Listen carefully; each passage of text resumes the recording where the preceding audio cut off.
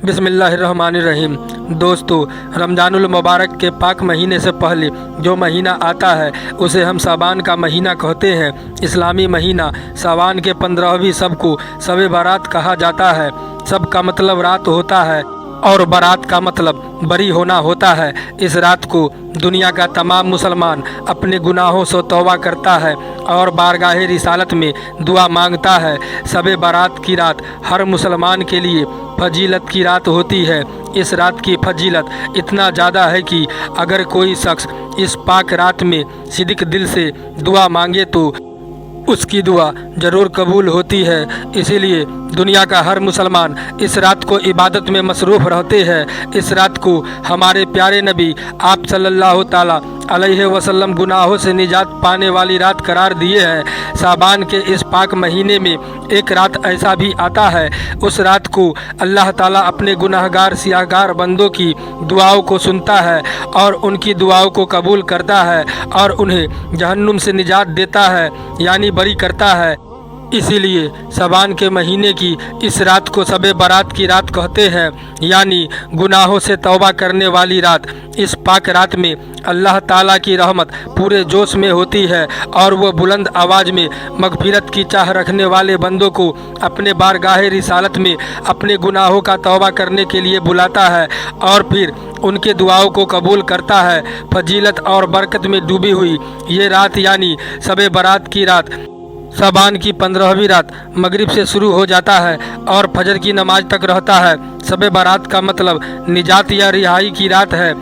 हदीस पाक में आया है कि अल्लाह रब्बुल इज्जत पहले आसमान पर जलवागर होकर अपने बंदों को पुकारता है कि है कोई जो मुझसे मगफिरत तलब करे और मैं उसे बख्श दूँ, है कोई रिज्क मांगने वाला तो मैं उसे रिज्क अता कर दूँ, है कोई बीमारी से शिफा मांगने वाला शख्स जिसे मैं शिफा दे दूँ।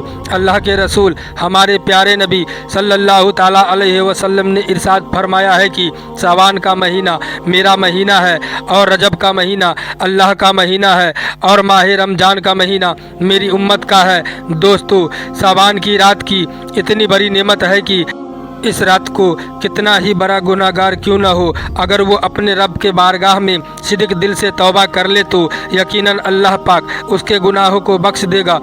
दोस्तों, हमारी ज़िंदगी में ये नेमत व बरकत वाली रात आने वाली है, लिहाजा हम सभी अपने गुनाहों से तौबा करें और इस्लामी तौर तरीक़ों को अपनाएं। अपने गुनाहों को बख्शवाने के लिए अपने रब से मगफिरत की भीख मांगे। माह साबान की 15वीं रात को यानी शब बारात को ही अगले साल तक की तमाम बातें लिखी जाती है। अगले एक साल में किसे मौत आएगी, कौन अमीर होगा, कौन गरीब होगा, हत्ता कि अगले एक साल तक की तमाम बातों का फहरिस्त इसी रात को तैयार किए जाते हैं और भी बहुत कुछ अगले एक साल तक का पूरा हिसाब इसी रात को लिख दिया जाता है।